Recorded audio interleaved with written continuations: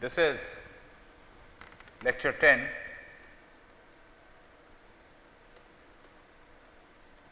of condensed matter physics.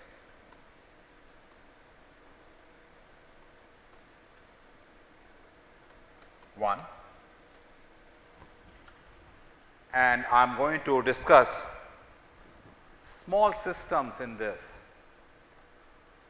Remember, in the past few lectures I have been discussing about bulk material. What I want to do in this lecture is talk about mesoscopic systems.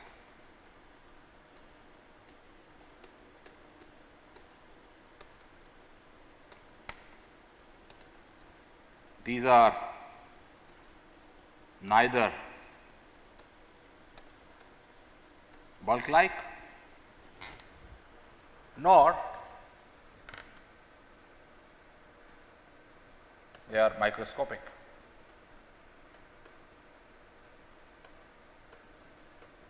So, what are these systems?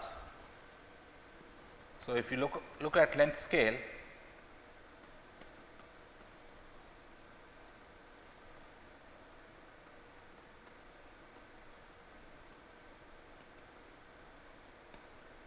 of these systems, bulk is like L tending to like maybe meters, centimeters. Microscopic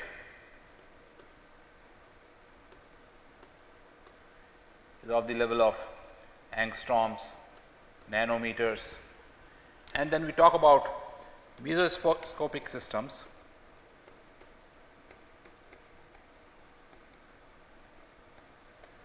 These are like 10 to 100 nanometers in size. So, let me start with a question for you. In a mesoscopic system of size 20 nanometers, how many atoms will be there?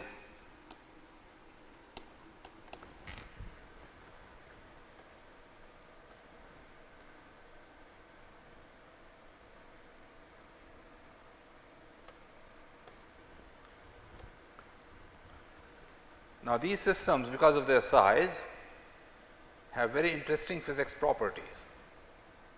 So, physics wise,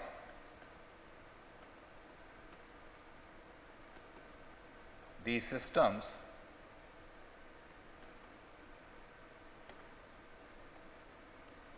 give properties that could be very different from those of the bulk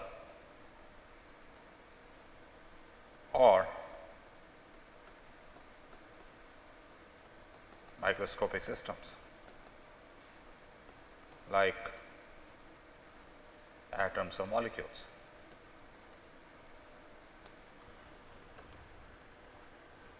Examples of these systems are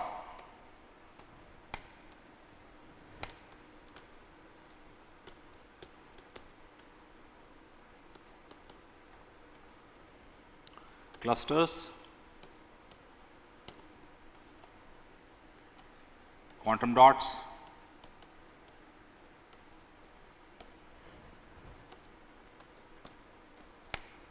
buckyball, and so on. Basically, we are talking about length scale of the order of 10 to 100 nanometers, and then we say that these systems are mesoscopic. So, I will start with a very interesting story of metal clusters.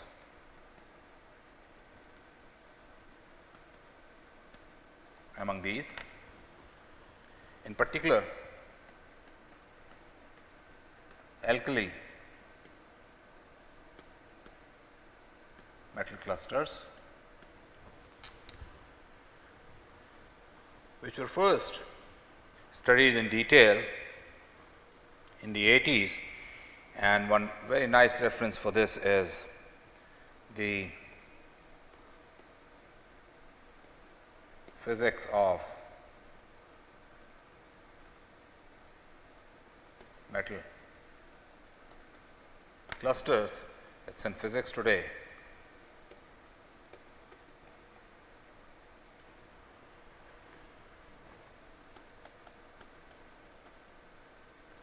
December 1990. Other references are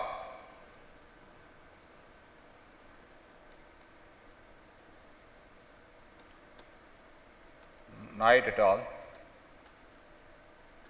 Physical Review Letters, volume 52, page 2141, 1984, and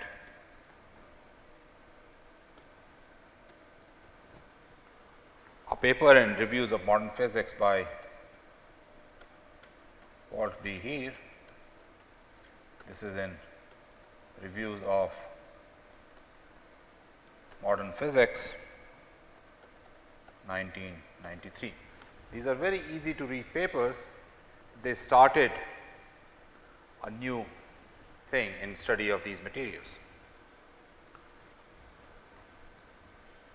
So, what was studied was these metal clusters were created in an oven and then passed through a mass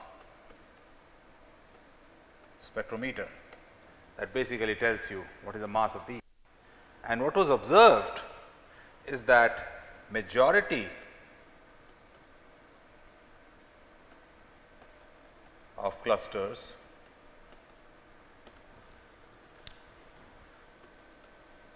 were observed for number of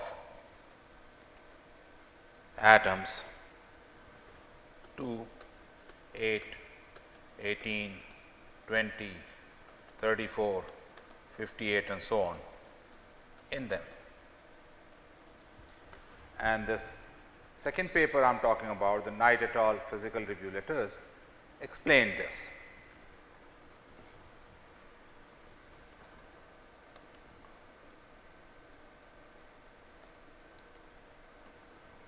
So, let us understand how this was explained.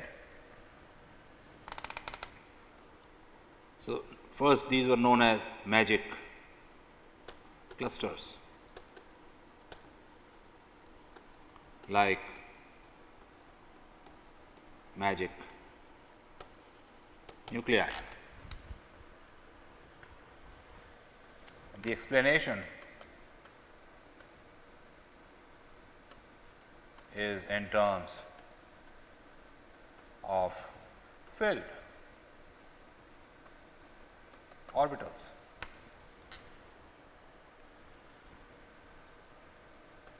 So, just like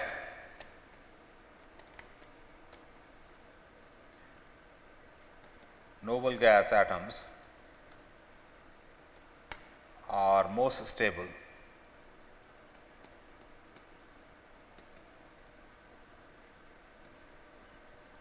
because of filled shells,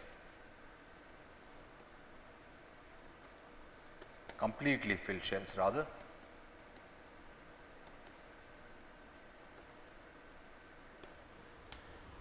And similarly, magic nuclei are also most stable because of completely filled shells. Exactly like these two systems, the magic clusters were explained by their electrons having completely filled shells. And the model developed was that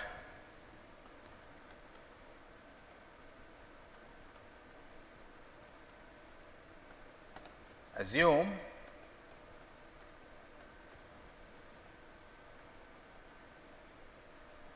metallic clusters to be positively charged spheres, and these are uniform charge,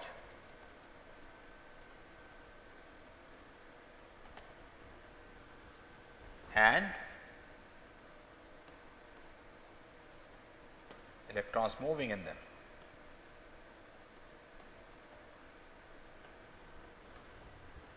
So, what was said was that a cluster, I would assume, is this uniformly charged sphere of appropriate radius, and these electrons are moving in the potential of this charge.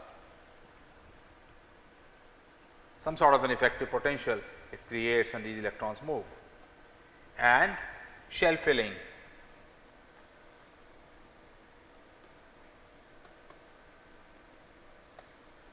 of electrons leads to magic clusters. So, I would expect you to read these papers and learn about it, and when we discuss it the lecture, you will learn more about after that discussion. So, what I want you to do right now is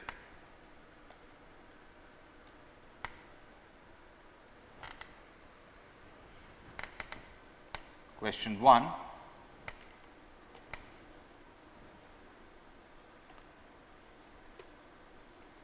Calculate the radius of an alkali metal cluster of n atoms in terms of the density of bulk material.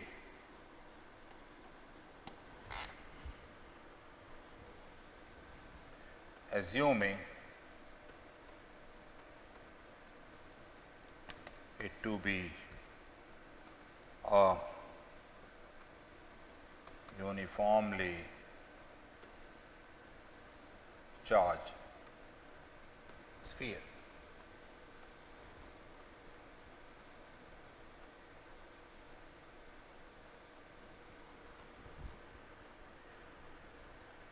Second problem in this regard I would like you to do is find the electrostatic potential of a uniformly charged sphere of radius r for all r.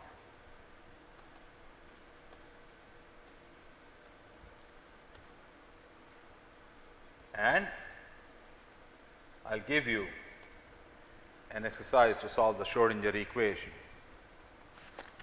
numerically in this potential. So, right now we will take this effective potential to be like that of a 3D harmonic oscillator. So the potential is like 1/2 k r square, which is 1/2 m omega square r square, and there are these levels in this separated by h cross omega, and they are filled with certain degeneracy. The levels are such, or the sequence of the levels is such, that shell filling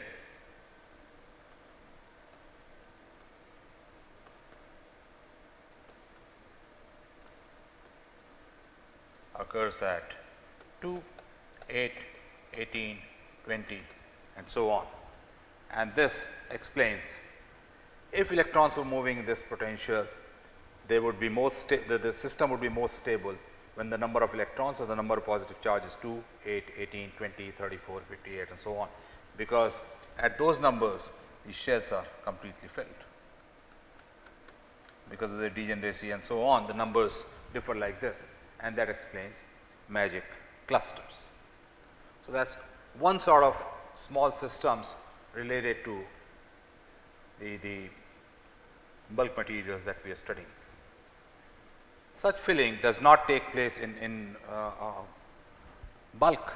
In the bulk, electrons are moving in these quasi-continuous levels, and the properties are what they are. Now, if you were to calculate the specific heat, the polarizability and things like those of these clusters, they would turn out to have a very nice dependence on the number of atoms in them, their radii and so on. So this forms a set of study that had been performed and still continues. Next, I want to talk about transport.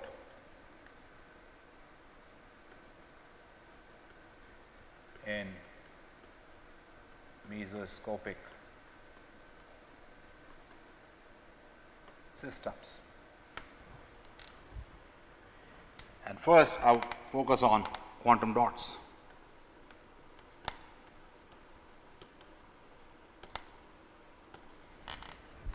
These are made of semiconductor materials. One system that is studied quite a lot is cadmium sulfide. So, quantum dots of cadmium sulfide, and the typical size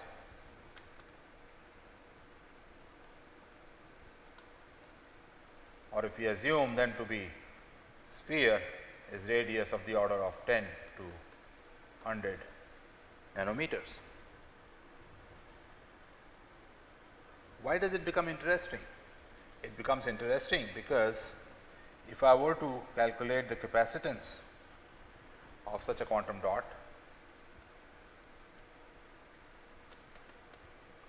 it will be 4 pi epsilon 0 r, take r to be 50 nanometers, then the capacitance C comes out to be 50 times 10 raised to minus 9 divided by 9 times 10 raised to 9. So, this comes out to be 5.5 times 10 raised to minus 18 farads. Very small capacitance. So, even if you put one electron in it, right, so energy of one electron in such a dot will be E square over 2c, which is 1.6 times 10 raised to minus 19 square divided by 2 times 5.5 times 10 raised to minus 18, and this comes out to be 0.23 times 10 raised to minus 20 joules, which is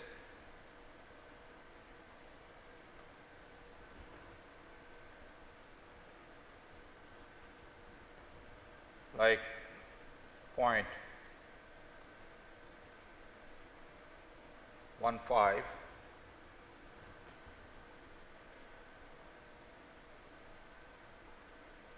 EV, or let's see,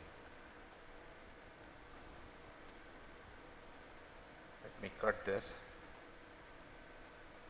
So, this is equal to 0.23 times 10 raised to minus 20 divided by 1.6 times 10 raised to minus 19. So, that is 2524 MeV divided by 1.6, and that is about 10 or 15 MeV.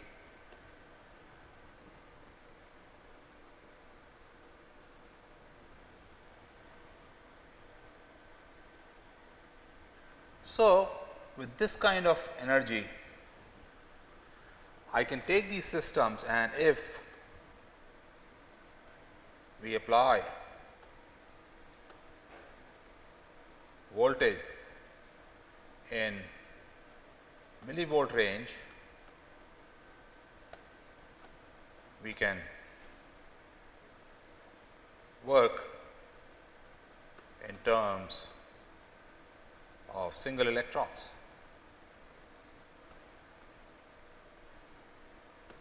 So, that makes the whole thing very interesting, that I actually can charge these one electron at a time, right. So,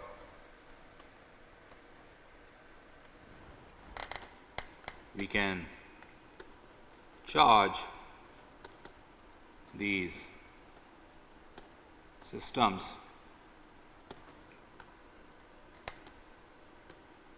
one electron at a time, right. So, you can give charge E, charge 2E, charge 3E, and so on. The charge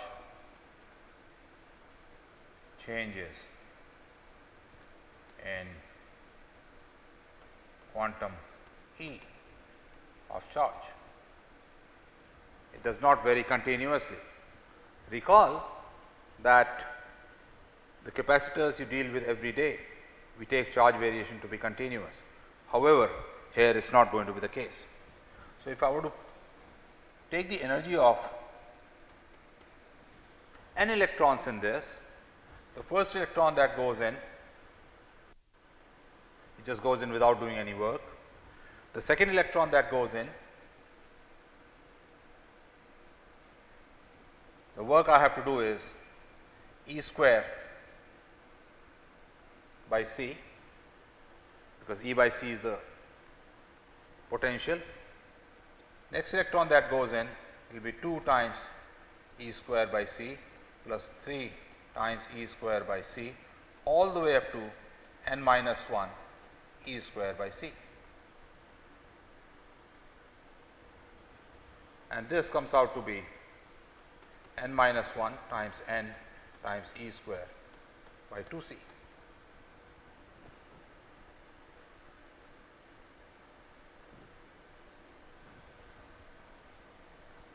So, if I were to calculate the energy difference between n plus 1 electrons and n electrons, it will come out to be E square over 2C times n plus 1 minus n minus 1, which is n times E square by C.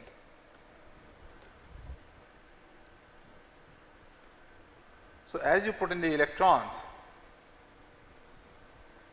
the energy goes up with n, and if you were to plot the charge versus the voltage, the first electron goes in without anything. Second time, the voltage has to be at least E by C. Third time, it has to be 2 E by C. Next time, it has to be 3 E by C, and so on. So, this is how charge versus V looks. Compare this with the classical answer where this line is a straight line.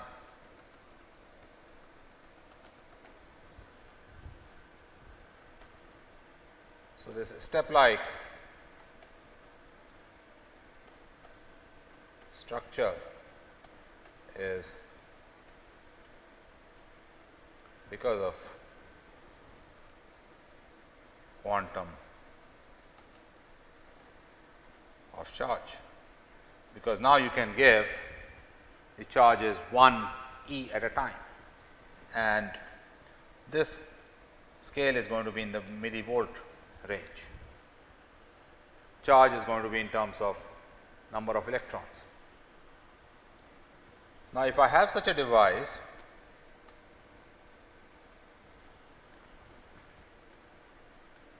where Q versus V is like this,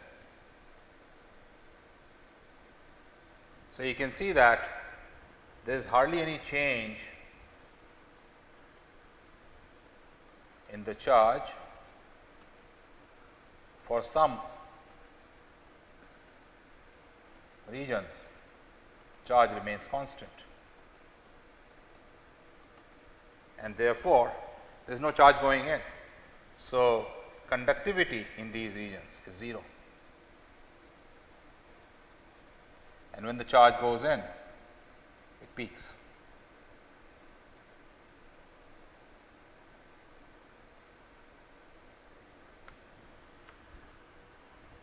So, if you were to plot the conductance G, which is 1 over R, the resistance, versus V, this is going to peak, and this difference is going to be equal to E by C. So, this is a new feature that emerges because the system is small, and these are referred to as periodic oscillations of conductance.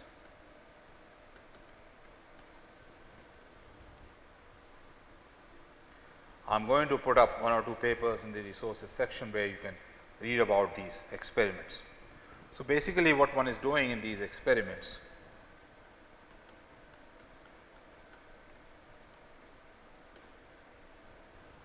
is take a system, connect it with a battery, so that electrons actually tunnel from here, and they tunnel through only according to the manner that I have shown.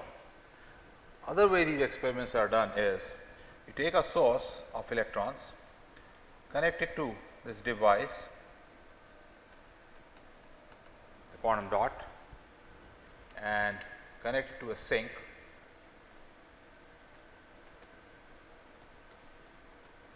and give a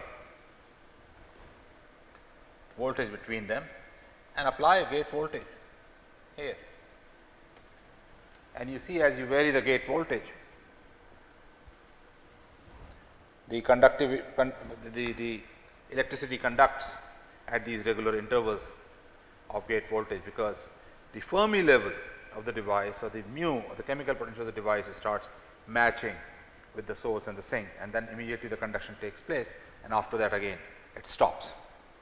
So, what one is actually doing is taking these systems, fill them with electrons, and by applying V gate, one is manipulating this chemical potential, taking it up and down such that it matches with the source and the sink. Or I am taking this device, applying a voltage V, grounded, and this does not get charged, or the electron does not go through until sufficient energy has been provided to it. So, that is the transportation in quantum dots. Next, I want to talk about transport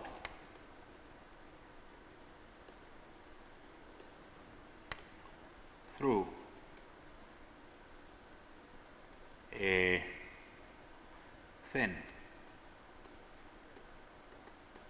wire strip. This is quantum transport again.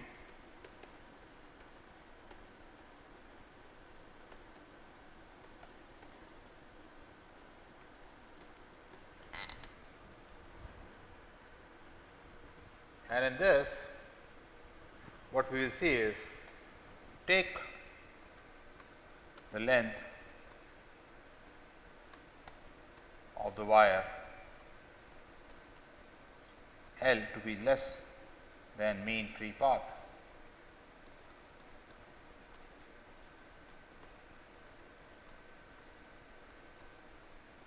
So that there is no collision inside the wire, and still we see resistance in the wire. So, if I take this wire to be here and connect it to a source and a sink, and these are supposed to be reservoirs of electrons. This is also a reservoir of electrons, and this length is less than L mean free path. Even then there will be resistance if electrons are driven through here, and we will see how that comes about. These are very delicate and sophisticated experiments, and they are talking about one dimensional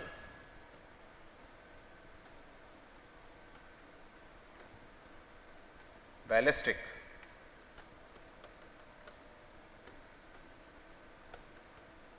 transport, because electron moves ballistically inside the wire, it does not collide.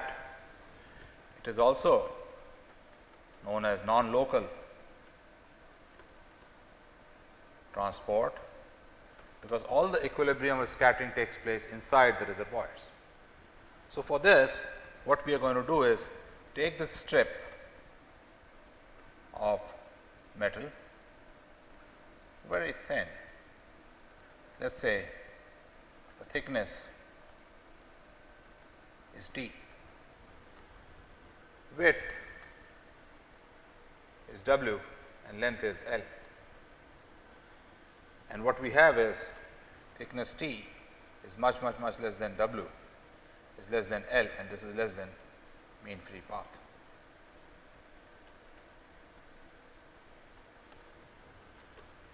When we do this, then electrons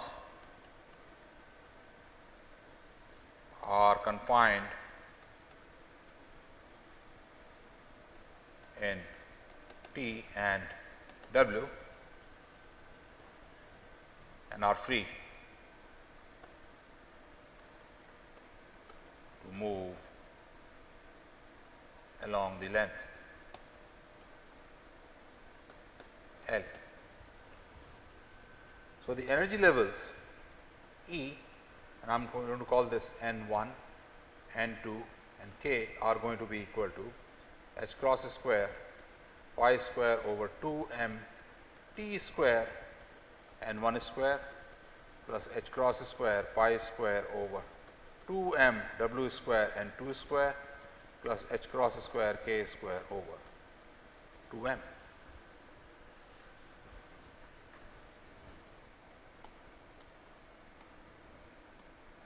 So, again I have this thin strip, and this is connected between two reservoirs, and the energy of electrons in this is E N1 N2 K, which is equal to h cross square pi square over 2 m T square N1 square plus h cross square pi square over 2 m W square or D square Was it D or W? Let me just check. I had taken it to be W. So, W square N2 square plus H cross square K square over 2m. Now, since T is much less than W, 1 over T square is going to be much larger than 1 over W square. So, that energy level is going to be very high even at N1 equals 1. And then you have W of the order of nanometers. So, that energy, let us check how much is that. H cross square pi square over 2m W square, which is 10 raised to minus 68 times 10 divided by 2 times 10 raised to minus 30 times 10 raised to minus 18. So, this would be of the order of, this is 10 raised to 48. So, that is 10 raised to minus 20. So, of the order of electron volts. So, this is the same range as E Fermi. So, if I were to look at the energy diagram, here is the energy scale of H cross square pi square over 2 mt square. Here is the first level right here.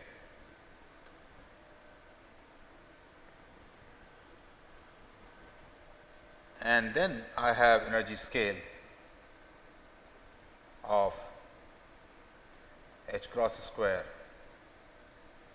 pi square over 2 mw square, which is of the order of EV. It's right here. These are the levels. And this compares well with E Fermi. So, what I can say is that this degree of freedom is frozen, because with energy of the level of EF I cannot occupy this state, and these two energy levels, they intermix. So, what I can say now is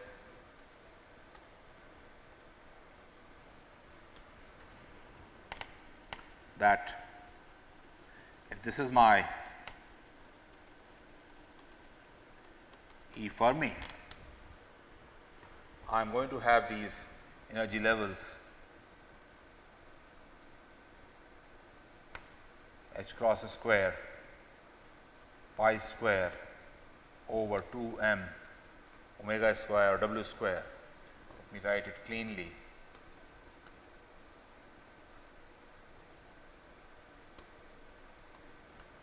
H cross square pi square over 2m W square n square. I am removing that n2 now, and each of this level has these k states which are filled. So, here are these k states which are filled. Here is the second set of k states which are filled. Here is the third set of k states which are filled. Here is the fourth level of k states which are filled.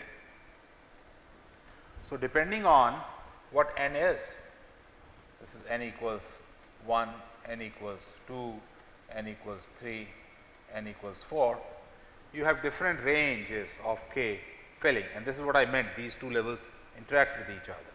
So, all these n levels are filled, but with different range of k. The highest NF obviously is going to be the Fermi level. So, Fermi, which is H cross square kF square over 2m, is going to be equal to H cross square pi square over 2m w square n f square. So, nf is the highest n value of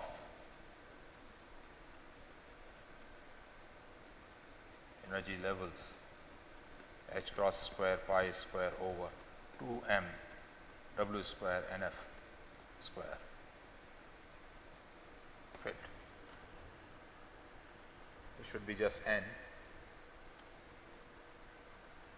Of these levels, nf will be the highest value of energy level which is filled. So, let us see now with this background what are we doing. We have taken this wire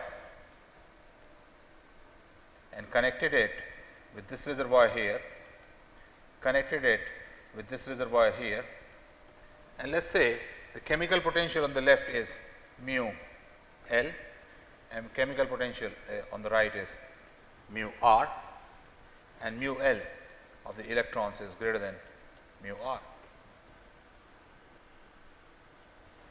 So, I have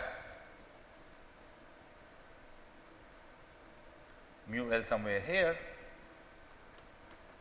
and mu R somewhere here.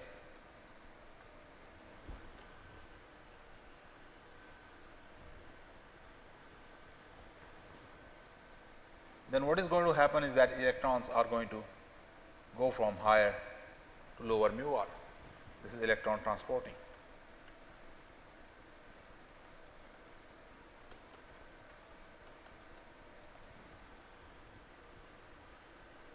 And these electrons which are transporting to the right carry a current. These electrons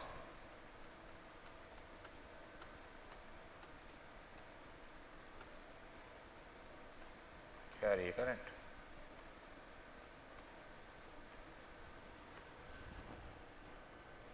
And this is the current that we want to calculate. So, let us see what is happening is that I have these n levels. Let me just extend them a bit.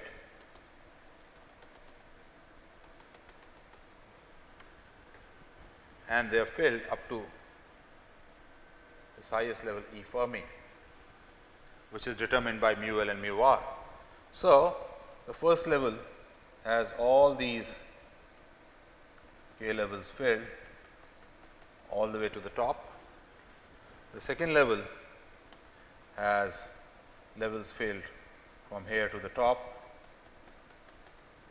The third level has levels filled from here to the top, and the fourth level has from here to the top.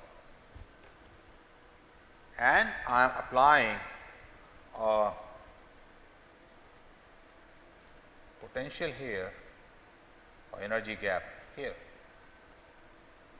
mu L, mu right. So, these electrons at the top are moving to the right and they are giving a current.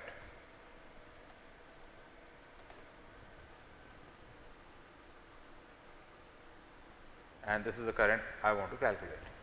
So, one thing is clear from here: electrons move to the right with speed Vf. Only the top electrons are participating in this transport. And what is the number of electrons? That is given by this difference out here, mu L minus mu R.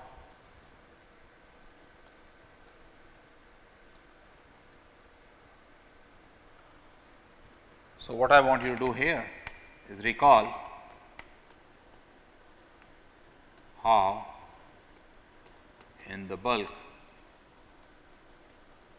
only electrons at the Fermi level transport charge and give current. exactly the same thing is happening here. So, if you were to look at the occupation of levels, here is mu L and the electrons are filled up to this. Here is mu right and electrons are filled up to this.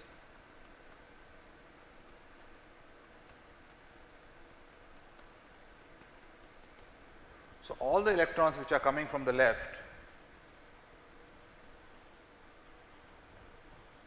have a counter propagating electrons coming from the right, and therefore, this crisscross area gives no current.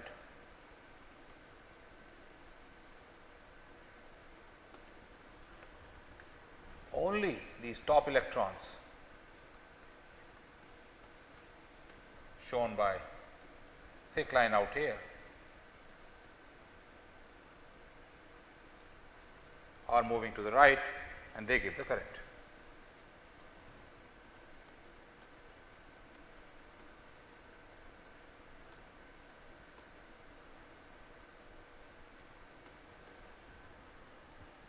So, let us now calculate this current.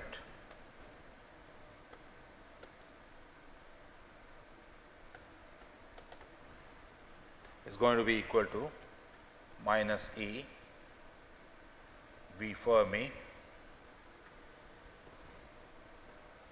times number of electrons per unit length in the energy band mu L minus mu F, mu right.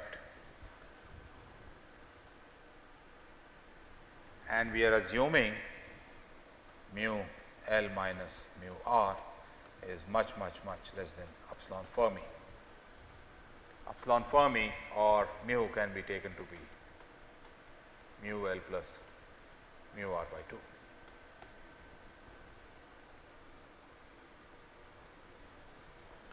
And therefore, this can be written as minus E times V f, which is going to be 1 over h cross d E by d k at k Fermi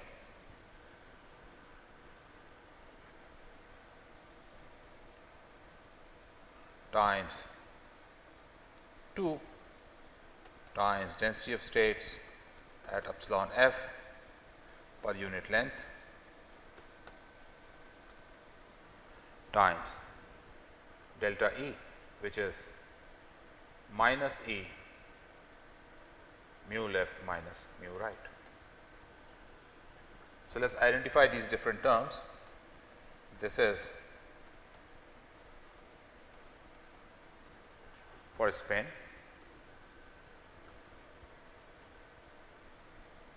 this is the density of states, and this, oh sorry, this is mu L minus mu R would now become the voltage applied.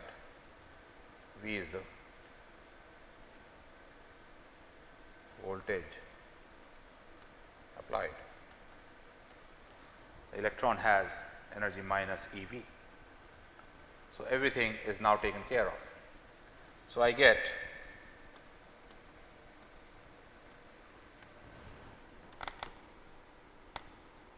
current equals 2 E square over h cross dE by dk at epsilon f, density of states epsilon f per unit length times the voltage. So, conductance, which is I over V, is 2 E square over h cross dE by dk epsilon f d epsilon f per unit length. That is the answer. This I can write as 2 E square over H cross dE by dk at epsilon f. dEf I can write as dkf per unit length divided by dE over dk at epsilon f, and this cancels, and therefore conductance G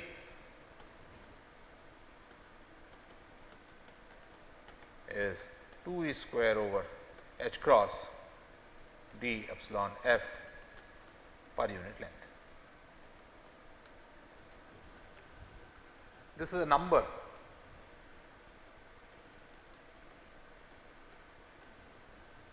So, G is 2 E square over H times a number. It's quantized.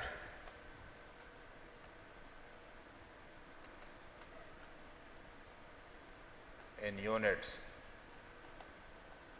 of 2 E square over H.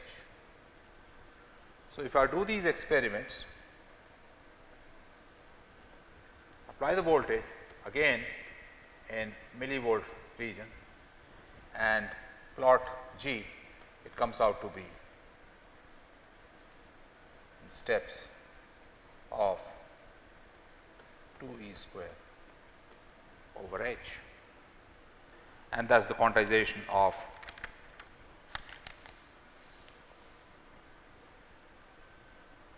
conductance in units of 2 E square by H.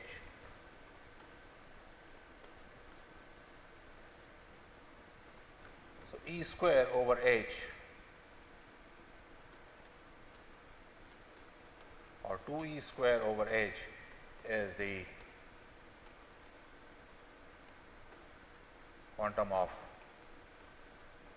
inductance, or the reverse, H over E square is the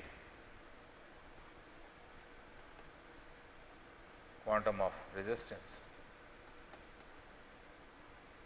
and you calculate this, it comes out to be 25,879.92 ohms. Let us now show that what that number d epsilon f is.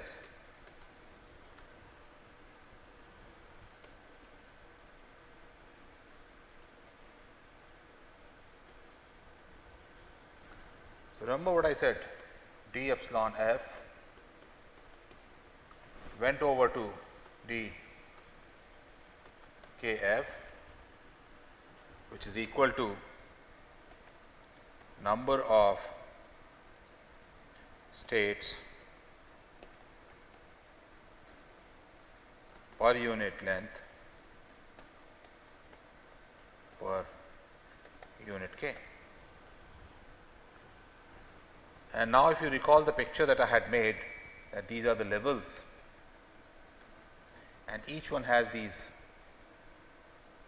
k levels filled all the way up to epsilon Fermi. That second one has from here all the way up to epsilon Fermi, and so on.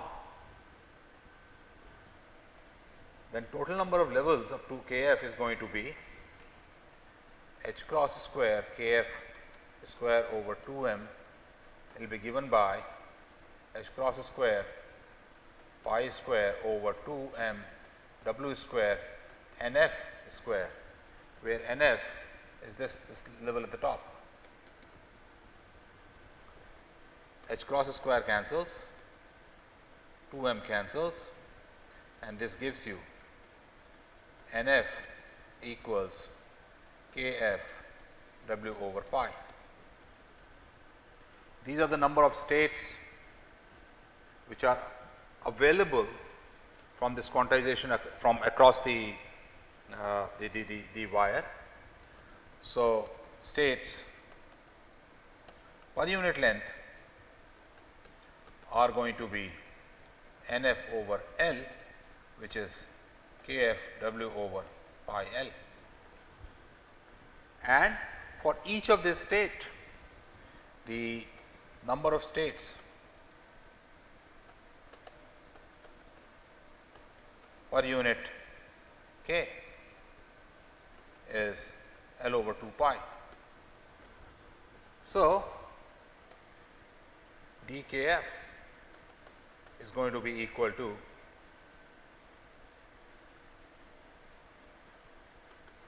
kf w over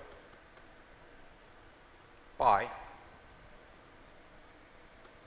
times 2 pi.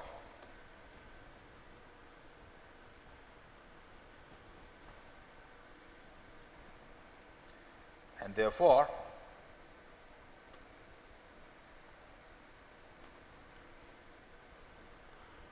what I have is that I over V will come out to be 2 E square over H cross. I had made an error earlier in that I put H in place of H cross times DEF, which is N F, which is kf w over 2 pi times pi. And this I can now write as 2 E square over H kf w over pi. And this number is an integer.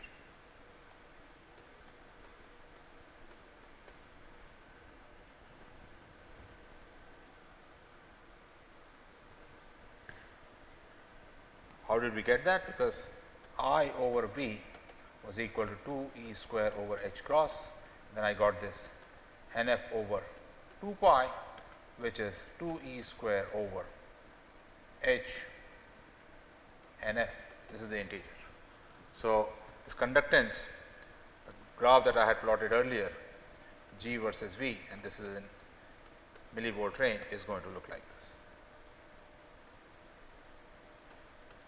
This is 2 E square over H. So, if I have exactly one level occupied at the lower level, you are going to have NF equals 1. If you have two levels occupied, you are going to have NF equals 2, and so on. And this is the quantization of conductance.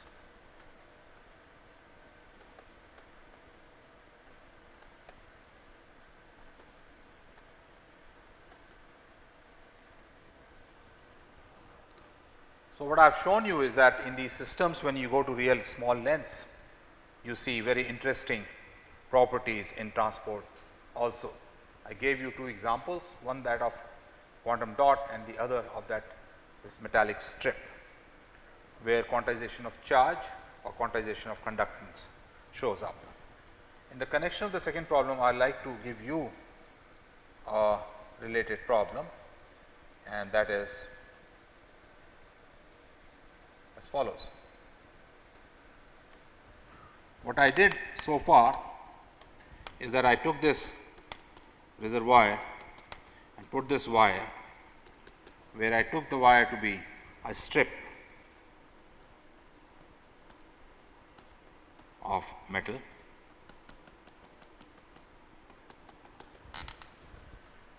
and the electron to be confined in this box on this side and on the box on this side.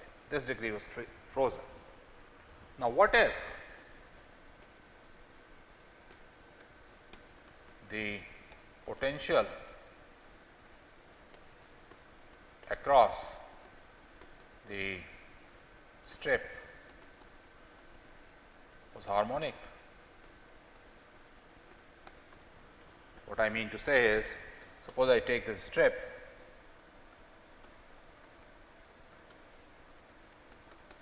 I still take that the potential out here is this confining potential like a particle in a box, but across it is a harmonic potential 1/2 m omega square y square, let us say, and the length is L.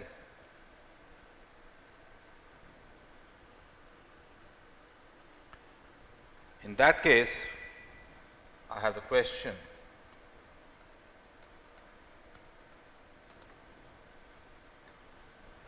suppose the transverse confining potential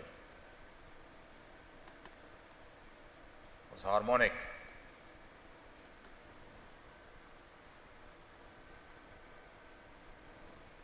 then what will be the conductance in terms of epsilon f E square over h and h cross omega. I want you to work it out. So, finally, let me conclude my lecture by stating that number 1, we learnt about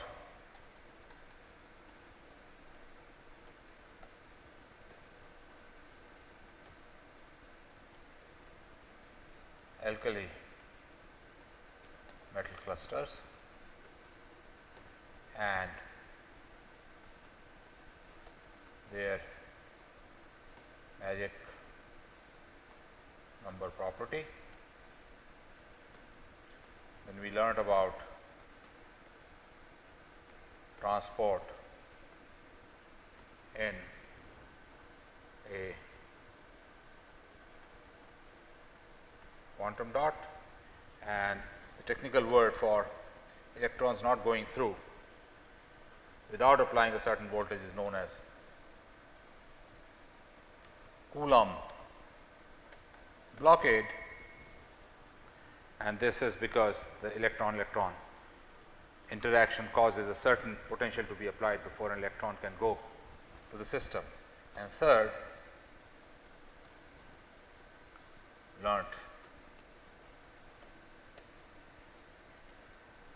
about quantization of conductance. Thank you.